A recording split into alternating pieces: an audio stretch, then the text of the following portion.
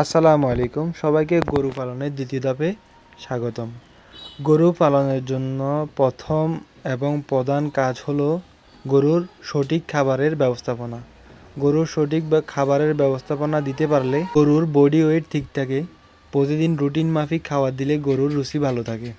গরুকে সকাল 6টা থেকে 7টার মধ্যে একবার খাবার দিতে হবে। দানাদার খাদ্যের সাথে সামান্য পরিমাণে খড় খাওয়ানো যাবে। এরপরে গরুকে গরুর বডি ওয়েট অনুযায়ী কাঁচা ঘাস ও শুকনো খড় খেতে দিতে হবে। খাবারের প্রক্রিয়া সকাল 6টা থেকে দুপুর 1টা পর্যন্ত 2 থেকে 3 বার চলবে। দুপুর 1টা থেকে 4টা পর্যন্ত গরুকে পর্যাপ্ত পরিমাণে রেস্ট দিতে হবে। এরপরে বিকাল 5টা থেকে 6টার মধ্যে একবার খাবার দিতে হবে।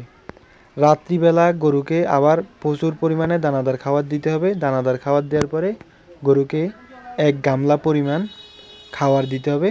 এই খাবার শেষ করে গরু সারা রাত জবর কাটবে। প্রতিদিন নিয়ম মাফিক সকাল ও রাতে 2 বার দানাদার খাদ্য দিতে হবে। সঠিক খাওয়ার ব্যবস্থাপনায় গরুর ওজন ঠিক থাকে।